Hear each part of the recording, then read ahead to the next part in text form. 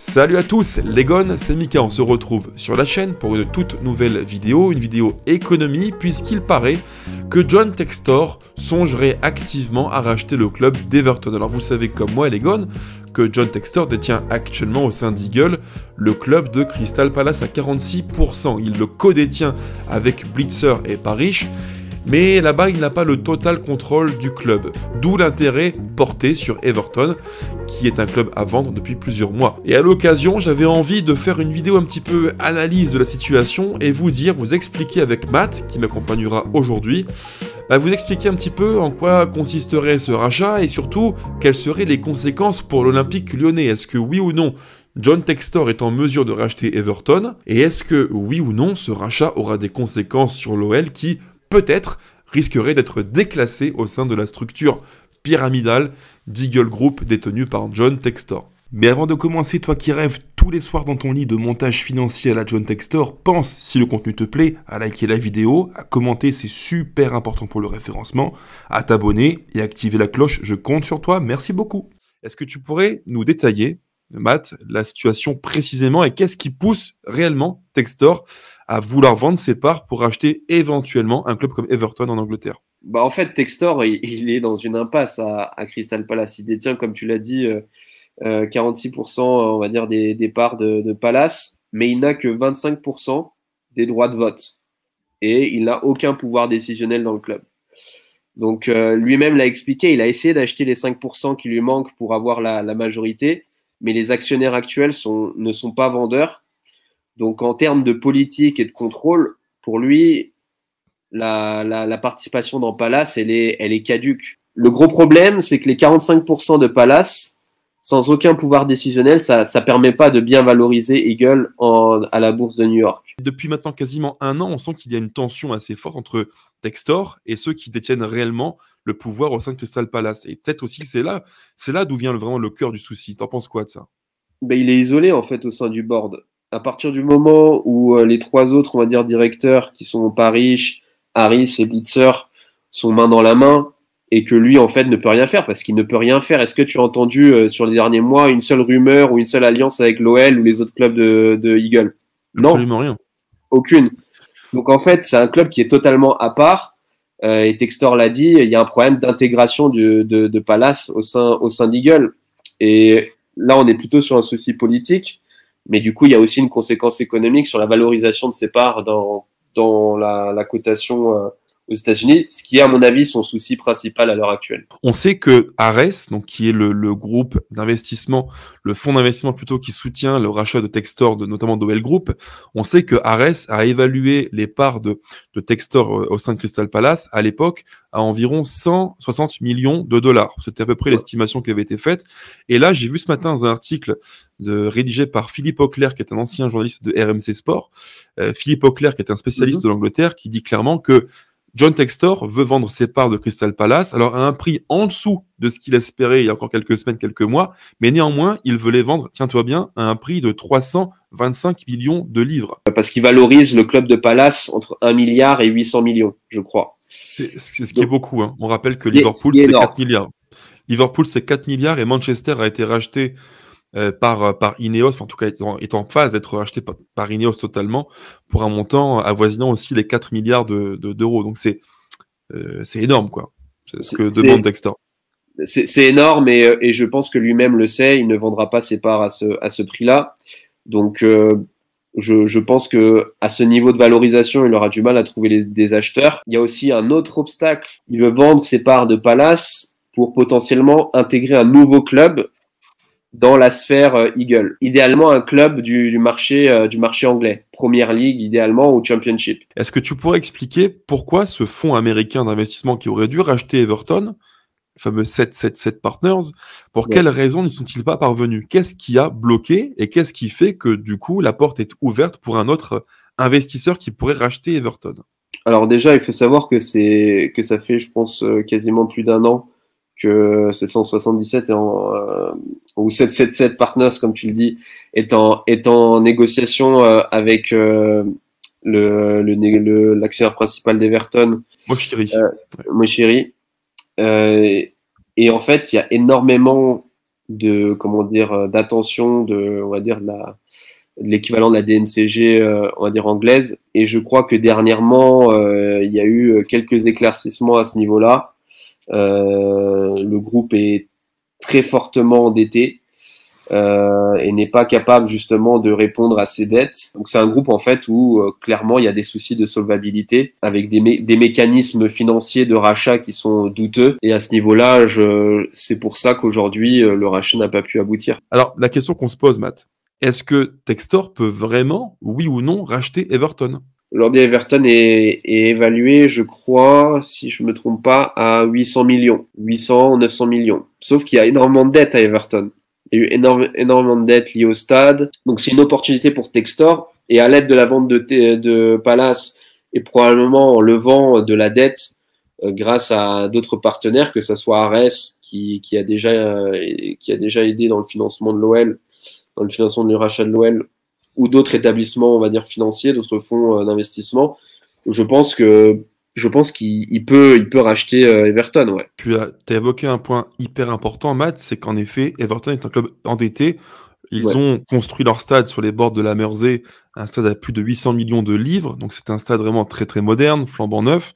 Ça, c'est un point important. Et je trouve que, tu vois, à bien des égards, le cas de figure d'Everton rappelle fortement le cas de figure de l'Olympique lyonnais. Oui. Parce que stade en construction, alors pour nous, il était fini, évidemment, mais qui entraîne un fort endettement du club, des dépenses qui vont donc permettre de rembourser la dette contractée pour le stade.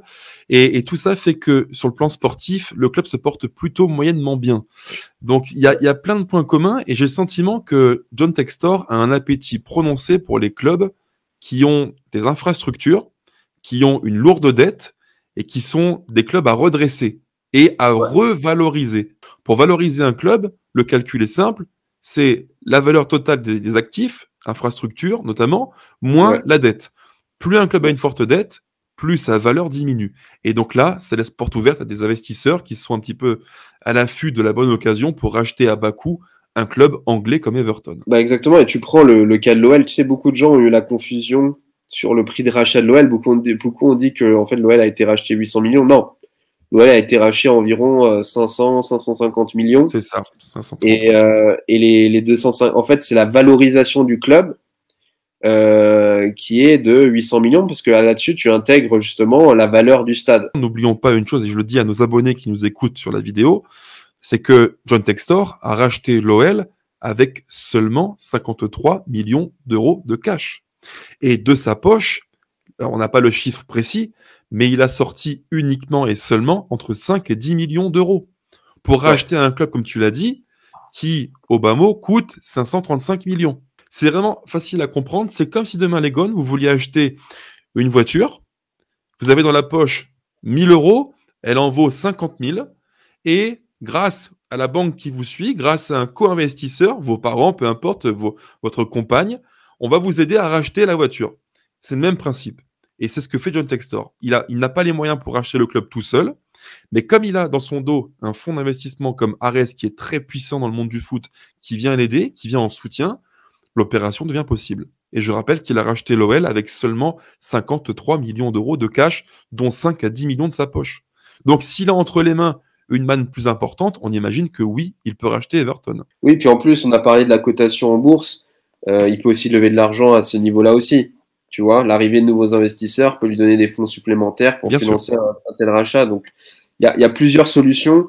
Je pense que le gros souci, c'est la vente de ses parts de Palace. Et donc, Matt, pour finir, la question que tout le monde se pose, dont moi le premier, et j'imagine tous ceux qui nous écoutent, est-ce que si Textor parvient à racheter un club anglais, alors ça peut être Everton, ça peut être, imaginons, un club de Championship, ça peut être n'importe quel club anglais, on connaît le pouvoir de la Première Ligue, avec les droits TV qui sont énormes, c'est quasiment x6 par rapport aux droits TV de la Ligue 1. Est-ce que si demain Textor achète Everton, l'OL peut craindre un déclassement au sein de la pyramide Eagle?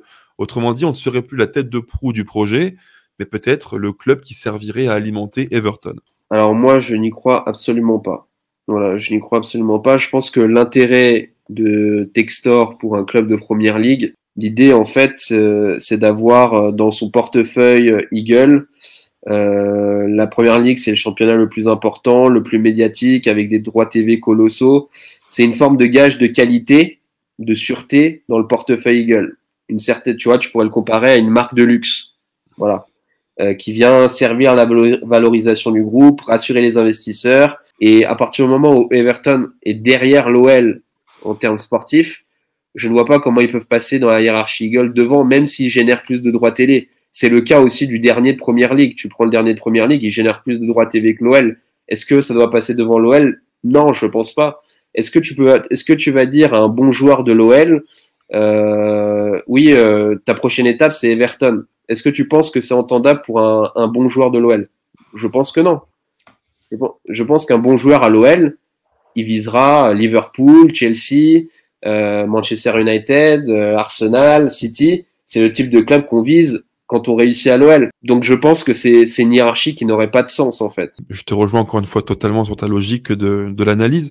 Le seul point qui me fait un petit peu tiquer, c'est que je me dis que, et tu l'as aussi dit d'ailleurs, c'est que la PL et Everton, c'est des droits télé qui sont colossaux. Il me semble, il faudrait vérifier les chiffres précis, que cette année, Everton a touché quasiment 120 millions d'euros de droits télé anglais.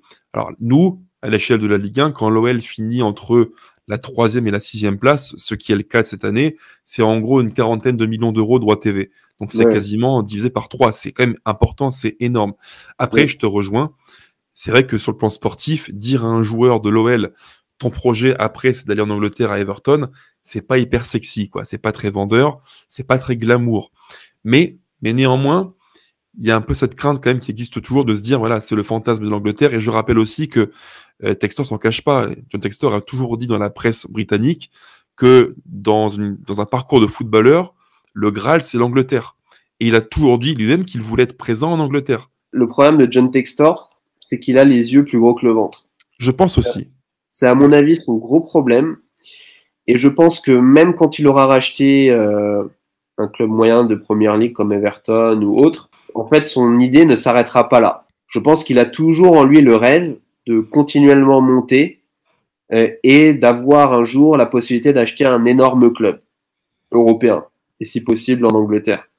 Et je le dis parce que j'avais déjà eu écho en discutant avec des gens de la presse économique étrangère d'un intérêt pour un gros club anglais, pour un gros club de PL. Bon, je pense que je peux dire. Est-ce qu'on le connaît, le club, Matt? Est-ce que tu as le nom du club?